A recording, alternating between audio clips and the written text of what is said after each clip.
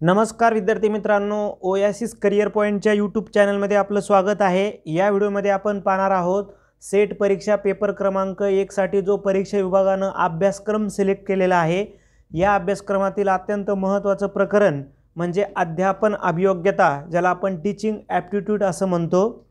या अगोदर जे झालेले पेपर आहेत म्हणजे मागील वर्षाचे 2011 पासून ते 2023 पर्यंत जे झालेले पेपर आहे, जवळपास 12 पेपर आहेत। या सर्व पेपरमधील अध्यापन अभियोग्यता या टॉपिकच्या संदर्भाने जे काही प्रश्न आले आहेत, या सर्व प्रश्नांचं वाचन आपण या एकाच व्हिडिओच्या माध्यमातून करणार आहोत। ज्या विद्यार्थ्यांना या प्रश्नांचं विश्लेषण ऐकायचं आहे ते विद्यार्थी ओएसिस करियर पॉइंटच्या यूट्यूब चॅनलवर जाऊन प्लेलिस्टमध्ये सेट एक्झाममध्ये जाऊन ते विश्लेषण ऐकू शकता। परंतु तुमचा एक सराव व्हावा म्हणून आपण हे पूर्णच्या पूर्ण जे आपलं प्रकरण क्रमांक 1 आहे अध्यापन अभियोग्यता, या टॉपिकचे आपण आतापर्यंत झालेल्या सर्व पेपरमधील प्रश्नांचं वाचन करूयात। प्रश्न आहे, शिक्षक डॅश डॅश स्तराच्या अध्यापनामध्ये समस्या निराकरण पद्धती वापरतात। तर शिक्षक हे विमर्शी किंवा चिंतनशील अध्यापनामध्ये समस्या निराकरण पद्धती वापरतात, म्हणजे पर्याय सी। त्यानंतर डॅश डॅश यांच्याकडून मिळालेले वर्गाध्यापन बाबतचे प्रत्याभरण शिक्षकासाठी महत्त्वाचे प्रत्याभरण असते। तर विद्यार्थी आणि पालक यांच्याकडून जो फीडबॅक मिळतो तो शिक्षकांसाठी सर्वात महत्त्वाचा असतो। त्यानंतर नेक्स्ट आहे, स्वयं म्हणजे डॅश डॅश होय। तर स्वयं म्हणजे study webs of active learning for young aspiring mind. त्यानंतर नेक्स्ट, इतिहास विषयाच्या अध्यापनासाठी सर्वात जास्त योग्य पद्धत कोणती आहे? तर भूमिका पालन किंवा रोल प्ले मेथड ही इतिहास अध्यापनाची सर्वात महत्त्वाची पद्धत आहे। त्यानंतर नेक्स्ट, अध्यापन प्रक्रियेचे नियमन डॅश डॅश मूल्यमापनाद्वारे केले जाते। तर आकारिक मूल्यमापनाद्वारे अध्यापन पद्धतीचे नियमन केले जाते। त्यानंतर सप्टेंबर 2021 मध्ये जो पेपर झाला त्यातील आपण अध्यापनाचे प्रश्न वाचूयात। अध्यापनाच्या आकलन पातळीमध्ये चा अंतर्भाव होतो। तर अध्यापनाच्या आकलन पातळीमध्ये स्मरण आणि मर्मदृष्टी म्हणजे 1 आणि 3, आणि मग 1 आणि 3 पर्याय कुठे दिले तर पर्याय सी मध्ये 1 आणि 3 पर्याय दिलेले आहेत। त्यानंतर मानवाच्या जीवनातील सर्वोच्च बौद्धिक सुपीकतेचा काळ हा आहे। तर मानवाच्या जीवनातील सर्वोच्च सुपीकतेचा बौद्धिक सुपीकतेचा काळ आहे कुमारावस्था, पर्याय बी। स्वयंचा ऑनलाईन डिस्कशन फोरम डॅश डॅशसाठी असतो। तर तो शंका समाधान करण्यासाठी स्वयंचा ऑनलाईन डिस्कशन फोरम असतो। डॅश डॅशचा उपयोग करून इतिहास हा विषय शिकवता येतो। तर डिजिटल तक्त्याचा यूज करू शकतो आपण, नकाशाचा यूज करू शकतो आणि दिग्दर्शन पद्धतीचा यूज करू शकतो। पण इथं विचारलं की आपल्याला इतिहास विषय शिकवता येणार नाही म्हटले ना शेवटीला, तर ती पद्धत आहे दिग्दर्शन पद्धत। बघा, डिजिटल नकाशे, डिजिटल तक्ते, नकाशे आणि भूमिका पालन बरोबर आहे। काय नाही तर दिग्दर्शन पद्धती सायन्स पद्धती आहे। त्यानंतर निरपेक्ष आणि सापेक्ष श्रेयांकीकरण हे डॅश डॅश श्रेयांकीकरणाचे प्रकार आहेत। तर हे अप्रत्यक्ष श्रेयांकीकरणाचे प्रकार आहेत, म्हणजे पर्याय हे आपल्या प्रश्नाचं उत्तर आहे।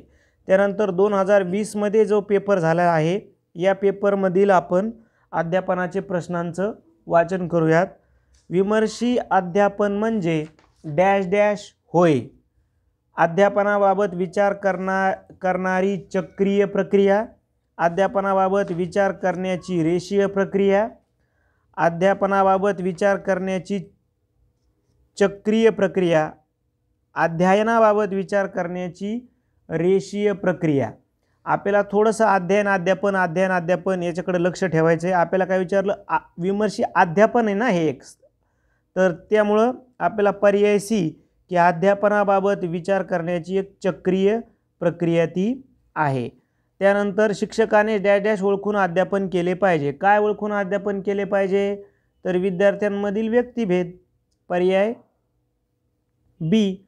त्यानंतर अध्यापनाच्या पारंपरिक सहाय्यभूत प्रणालीमध्ये डॅश डॅशचा समावेश होतो. पारंपरिक सहाय्यभूत प्रणालीमध्येचा समावेश होतो तर ती त्रिमितीय प्रतिआकृती, 3 डायमेन्शनल जे काही मॉडेल्स आहेत हे पारंपरिक आहेत. White board, smart board, digital हे आधुनिक आहेत. म्हणजे पर्याय डी उत्तर आहे पारंपरिकचं. शिक्षक विद्यार्थ्याच्या वाया तपासतात आणि श्रेय देतात, याला काय म्हणू आपण? याला आपण म्हणू मूल्यमापन किंवा इव्हॅल्युएशन, पर्याय सी. त्यानंतर सॉक्रेटिसने सत्य शोधनाची ही पद्धती दिली. सॉक्रेटिसची पद्धती आपल्याला पाठ आहे की डायलॉग मेथड किंवा त्याला आपण संवाद म्हणतो, पर्याय डी हे आपल्या प्रश्नाचं उत्तर. त्यानंतर 2019 मध्ये जो पेपर झाला होता त्या पेपरमधील अध्यापनाच्या प्रश्नांचं आपण वाचन करूयात. प्रश्न आहे विमर्शी स्तरावरील अध्यापन.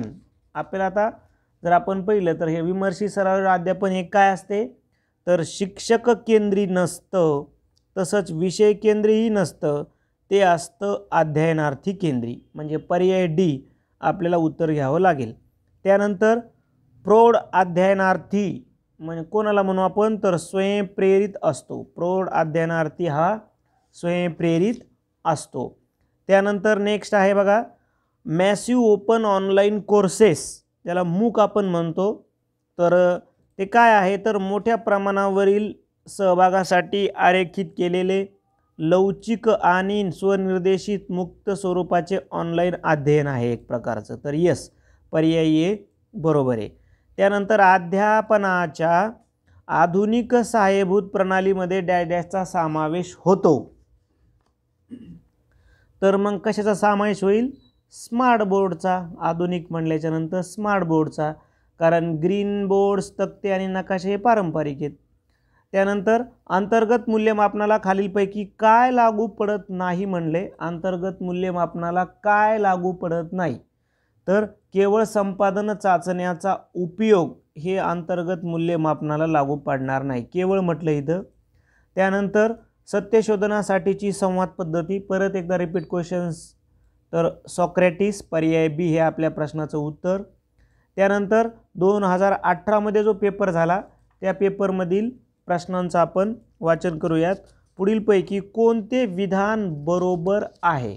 बरोबर विधान विचारले तर एक एक पर्याय दिले बघा. अध्यापन ही आश्रयी प्रक्रिया आहे, अध्यापन ही स्वाश्रयी प्रक्रिया आहे, अध्यापनाचे फलित अध्ययन असले पाहिजे, अध्ययन अध्यापनावर अवलंबून आहे. तर आपल्याला लगेच लक्षात येतं की अध्यापन ही आश्रयी प्रक्रिया आहे, म्हणजे डिपेंडंट प्रोसेस आहे टीचिंग. ठीक आहे. त्यानंतर नेक्स्ट आहे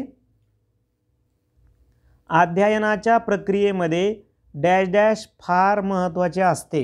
अध्ययनाच्या प्रक्रियेमध्ये डॅश डॅश फार महत्त्वाचे असते तर पूर्वज्ञान महत्त्वाचं आहे, पर्याय सी. परिणामकारक अध्यापन हे डॅश डॅशचे फलित असते तर परिणामकारक अध्यापन हे सुस्पष्ट संज्ञापनाचे फलित असते, पर्याय डी. त्यानंतर परिणामकारक शिक्षक, तर परिणामकारक शिक्षक काय करील? वैविध्यपूर्ण अध्ययन अनुभव पुरविल विद्यार्थ्यांना. म्हणजे काय उत्तर घ्यायचं मग? पर्याय सी.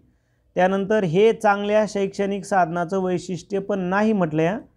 चांगल्या ते खूप लहान असावे हेच वैशिष्ट्य नाही, बाकीचे बी सी डी आहेत. नाही कोणतं आहे? पर्याय ए. त्यानंतर जर तुमच्या विद्यार्थ्यांना तुमच्या विषयाच्या अध्ययनाशी संबंधित अडचणी असतील तर उत्तम उपाय हा आहे. तर त्यावरला उपाय काय आहे? डायग्नोस्टिक टीचिंग म्हणजे निदानात्मक अध्यापन. त्यानंतर 2017 मध्ये झालेला जो पेपर आहे त्या पेपरमधील प्रश्नांचं आपण वाचन करूयात. अध्यापनाचे प्रमुख उद्दिष्ट म्हटले, अध्यापनाचे प्रमुख उद्दिष्ट तर ते आहे अध्ययन सुलभ करणे, हेच प्रमुख उद्दिष्ट आहे, पर्याय ए. त्यानंतर शैक्षणिक अध्ययन कालावधी यावर अवलंबून नसतो म्हटले. शेवटीला लक्ष ठेवावं लागेल आपल्याला, असतो नसतो काय म्हटले तर कशावर अवलंबून नसतो? विद्यार्थ्याची अध्ययनाप्रती अभिवृत्ती, पर्याय डी. त्यानंतर उत्तम शिक्षकाचा अत्यावश्यक गुणविशेष तर अध्यापनाची मनापासून आवड असणे, म्हणजे पर्याय बी. त्यानंतर अध्यापनाच्या डॅश डॅश पद्धतीमध्ये शिक्षक विशिष्टाकडून सामान्याकडे हे अध्यापनाचे सूत्र वापरतो। विशिष्टाकडून सामान्याकडे, तर ती आहे उद्गामी पद्धत, पर्याय सी। त्यानंतर शैक्षणिक साहित्याची निवड प्रामुख्याने यावर अवलंबून असते। शैक्षणिक साहित्याची निवड विद्यार्थ्याचा शैक्षणिक स्तर आणि त्याचं वय यावरती अवलंबून असते, पर्याय डी। त्यानंतर शैक्षणिक वर्षाच्या सुरुवातीला श्रीमती सिंधू त्यांच्या वर्गातील विद्यार्थ्यांच्या क्षमता निश्चित करण्यासाठी प्रश्नोत्तरे घेतात। हे मूल्यांकन आहे। हे कुठल्या प्रकारचं मूल्यांकन आहे असा सरळ प्रश्न आहे, तर ते आकारिक मूल्यांकन आहे, पर्याय ए। त्यानंतर आपण डॅश डॅश चिंतन क्षमतेमुळे आपली विधाने क्रमाक्रमाने मुद्देसूद व सुसंबद्धपणे लिहू शकतो, तर तर्कसंगत चिंतनामुळे। त्यानंतर 2016 मध्ये जो झालेला पेपर आहे, 2016 मध्ये झालेल्या पेपरमधील प्रश्नांचं आपण वाचन करूयात। प्रश्न आहे, पाठ्यक्रमातील आशयाचे रोजच्या आयुष्यात उपयोजन साधण्यासाठी अधिक उपयुक्त डॅश डॅश आहे, तर अधिक उपयुक्त आहे प्रकल्प पद्धत, पर्याय बी। त्यानंतर नेक्स्ट आहे, विद्यार्थ्यांच्या प्रगतीची देखरेख करून त्या आधारे अध्यापनात बदल करण्यासाठी ही सर्वोत्कृष्ट पद्धत आहे, तर सर्वोत्कृष्ट म्हणजे मूल्यमापनाच्या अर्थात आकारिक मूल्यमापन, पर्याय ए। पृथ्वी गोल आहे किंवा नाही हे तुम्ही कसे सिद्ध कराल हा प्रश्न डॅश डॅश उद्दिष्टावर आधारित आहे, तर तो मूल्यमापन उद्दिष्टावर आधारित आहे। खालीलपैकी कोणती गोष्टी चांगल्या अध्यापनासाठी अत्यावश्यक नाही म्हटले, तर आकर्षक व्यक्तिमत्व काही उपयोगीचं नाही चांगल्या अध्यापनासाठी, पर्याय सी। विद्यार्थ्यांना मार्गदर्शन करण्याचा सर्वात महत्त्वाचा उद्देश डॅश डॅश हा आहे, तर तो आहे त्यांना स्वतःला मदत करण्यास सक्षम बनविणे, पर्याय सी। अध्ययन अभिप्रेरण वाढवण्यासाठी ही सर्वोत्कृष्ट पद्धती आहे, तर घटक शिकवण्यामागील उद्देश सुरुवातीला स्पष्ट करणे, म्हणजे पर्याय सी। त्यानंतर 2015 मध्ये जी प्रश्नपत्रिका झाली होती, या 2015च्या पेपरमधील आपण प्रश्नांचं वाचन करूयात। प्रश्न आहे, अध्यापनाची पद्धती निवडताना खालीलपैकी कोणत्या गोष्टीचा विचार करण्याची सर्वात कमी गरज आहे, तर विद्यार्थ्यांच्या आवडीनिवडी, पर्याय डी। त्यानंतर चुकीच्या अध्ययनाबाबत सर्वोत्तम प्रत्याभरण डॅश डॅशद्वारे केले जाते। चुकीच्या अध्ययनाबाबत म्हटले तर नैदानिक परीक्षण, पर्याय ए।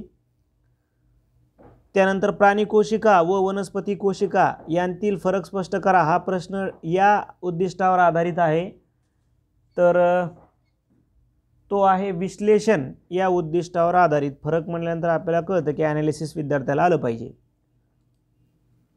ज्या विद्यार्थ्यांना या प्रश्नांचं विश्लेषण पाहायचं आहे ते विद्यार्थी आपल्या ओएसिस करियर पॉईंटच्या यूट्यूब चॅनलमध्ये जाऊन सेट एक्झाम या प्लेलिस्टमध्ये जाऊन तुम्ही आपले हे विश्लेषणाचे प्रश्न बघू शकतात। इथं फक्त तुमच्या डोळ्यासमोरून टीचिंग ॲप्टिट्यूडचे क्वेश्चन समोरून जाणं हा उद्देश आहे। ज्या विद्यार्थ्यांना आपले विचार प्रभावीपणे व्यक्त करता येतात ते डॅश डॅश बुद्धिमत्ता दर्शवितात, तर ते विद्यार्थी भाषिक बुद्धिमत्ता दर्शवितात। त्यानंतर पुढीलपैकी कोणते घटक अध्यापनाच्या गुणवत्तेवर जास्त परिणाम करतात? अध्यापनाच्या जास्त गुणवत्तेवर, तर अध्यापनाची पद्धती, शिक्षकाचे संप्रेषण कौशल्य, शिक्षकाचे प्रशिक्षण, म्हणजे पर्याय बी मध्ये सर्वात सकारात्मक घटक आहेत। डिसेंबर 2013 मध्ये झालेली प्रश्नपत्रिका, पुस्तक वापरून उत्तरे लिहिण्याच्या शिफारस करण्याचे प्रमुख कारण काय? ठीक आहे, तर ओपन बुक टेस्टचं मेनली काय कारणे आपल्याला त्यांनी असा प्रश्न विचारलेला आहे ओपन बुक टेस्टचं। तर या प्रश्नाचं उत्तर आहे त्यांच्यामुळे यांत्रिक स्मरणावर भर कमी होतो। त्याच्यामुळे यांत्रिक जे काही विद्यार्थी पाठांतर आहे तर त्याचा भर म्हणजे सी हे उत्तर जर निवडलं आपण तर आपल्या प्रश्नाचं उत्तर बरोबर येईल। अध्यापनात आंतरजालाचा सर्वोत्तम उपयोग कोणता आहे? ठीक आहे, आंतरजालाचा इन द सेन्स इंटरनेटचा सर्वोच्च उपयोग तर अत्याधुनिक माहिती पुरविण्यासाठी म्हणजे पर्याय बी। त्यानंतर अध्यापनाबाबतची सर्वात अलीकडे स्वीकारलेली विचारधारा म्हणजे अध्ययनकर्ता हा, तर तो काय एक ज्ञानाचा रचयिता आहे, पर्याय ए। त्यानंतर अभ्यासक्रमात प्रात्यक्षिक कार्य समाविष्ट करण्याचा प्रमुख हेतू काय आहे? तर प्रमुख हेतू आहे विद्यार्थ्यांच्या विविध कौशल्यांचा विकास करणे म्हणजे पर्याय बी। त्यानंतर आशय आकलनाचा सर्वोत्तम मार्ग म्हणजे काय? आशय आकलनाचा सर्वोत्तम मार्ग आहे आशयाचा यथायोग्य सारांश तयार करणे। खालीलपैकी कोणते उदाहरण आंतरिक प्रेरणेचे नाही म्हटलंय? आंतरिक प्रेरणेचे नाही तर परीक्षेला बसण्यास पात्र व्हावे यासाठी रवी प्रकल्प पूर्ण करतो, ही काही आंतरिक प्रेरणाचे उदाहरण हे नाही। त्यानंतर फेब्रुवारी 2013 मध्ये जी प्रश्नपत्रिका झाली होती त्या प्रश्नपत्रिकेमधील प्रश्नांचं वाचन करूयात। प्रश्न आहे शिक्षकाची प्रमुख भूमिका ही विद्यार्थ्यांना ज्ञानप्राप्ती व ज्ञानाची पुनर्रचना यात सहाय्य करणे असे आहे। त्यानंतर अध्ययनावर सर्वाधिक परिणाम करणारी अध्ययनकर्त्याची वैशिष्ट्य कोणती येतं? तर ती आहे अभिक्षमता आणि प्रेरणा, पर्याय सी। व्याख्यानाचा प्रमुख दोष कोणता आहे? तर विद्यार्थी निष्क्रिय स्वीकारक बनतात आणि विचार करत नाही म्हणजे पर्याय सी। जर ज्ञानप्राप्तीसाठी अध्ययन हे शिक्षणाचे ध्येय असेल तर विद्यार्थ्यांना स्वयं अध्ययनाला प्रोत्साहित आपण केलं पाहिजे म्हणजे पर्याय डी हे आपल्या प्रश्नाचं उत्तर। कोणत्या प्रयत्नाने विद्यार्थ्याच्या ग्रंथालय वापराला चालना मिळेल? तर वाचन कौशल्य आणि अभिरुचीचा विकास केल्याने। त्यानंतर सध्याच्या मूल्यमापन प्रणालीत खालील बाबतीत मर्यादा कोणती आहे? तर सध्याच्या मूल्यमापन प्रणालीत मर्यादा आहे जीवन व व्यवसायातील यशाचे भाकीत करणं म्हणजे पर्याय बी। त्यानंतर नोव्हेंबर 2011 मध्ये जो पेपर झाला होता त्या पेपरमधील आपण प्रश्नांचं वाचन करूया। 2011 मध्ये 2 पेपर घेण्यात आली होती, 2013 मध्ये 2 आणि 2011 मध्ये 2। नोव्हेंबर एकदा घेण्यात आला 11 मध्ये आणि एकदा ऑगस्ट मध्ये। तर प्रश्न आहे बघा, परिणामकारक अध्यापनासाठी सर्वात कमी महत्त्वाचे शिक्षकी गुणवैशिष्ट्य कोणतं आहे? तर उच्च शैक्षणिक संपादन म्हणजे पर्याय डी। त्यानंतर खालीलपैकी कोणते विधान सत्य आहे असं विचारले? सत्य विधान विचारलं आहे तर प्रेरित नसणाऱ्यांपेक्षा प्रेरित अध्ययनकर्ते चांगली प्रगती करतात म्हणजे पर्याय ए हे आपल्या प्रश्नाचं बरोबर उत्तर आहे। चांगल्या धारणेची खात्री कशामुळे देता येते? तर चांगल्या धारणेची खात्री ही विद्यार्थ्यांचा सक्रिय सहभाग यावून देता येईल। अध्ययनाबाबत सध्याचा विचार कोणता आहे? तर प्रत्येक अध्ययनकर्ता हा त्याच्या पूर्वज्ञानाच्या आधारे संकल्पना तयार करतो म्हणजे पर्याय बी हे आपल्या प्रश्नाचं उत्तर आहे। सृजनशील विचार वृद्धिंगत करण्यासाठी संगणक उपयुक्त ठरतो जेव्हा विद्यार्थ्यांना मुक्त समस्याच्या निराकरणामध्ये संगणक वापरण्यास सांगितले जाते म्हणजे पर्याय सी। प्रकल्प, प्रात्यक्षिके आणि विद्यार्थ्यांची सादरीकरणे यांचा समावेश करण्याचा मुख्य उद्देश कोणता आहे? तर मुख्य उद्देश आहे की विद्यार्थ्यात स्व अध्ययन कौशल्य विकसित करणे म्हणजे पर्याय डी। त्यानंतर ऑगस्ट 2011च्या पेपरमधील अध्यापनाचे प्रश्न वाचूयात। अर्थपूर्ण अध्ययनाचा सर्वोत्कृष्ट दर्शक म्हणजे? तर अर्थपूर्ण अध्ययनाचा सर्वोत्कृष्ट दर्शक म्हणजे ज्ञानाचे समस्या निराकरणात उपयोग करण्याची क्षमता म्हणजे पर्याय सी. विद्यार्थी सक्रिय अध्ययन करता असल्याचा निदर्शक खालीलपैकी कोणता? सक्रिय अध्ययन करता असल्याचा निदर्शक, तर तो आहे शिक्षकांच्या विधानाशी असहमत असल्यास तो आव्हान देतो. त्यानंतर अध्ययन प्रामुख्याने डॅश डॅशवर अवलंबून असते, तर ते असते अध्ययन प्रेरणेवर म्हणजे पर्याय बी.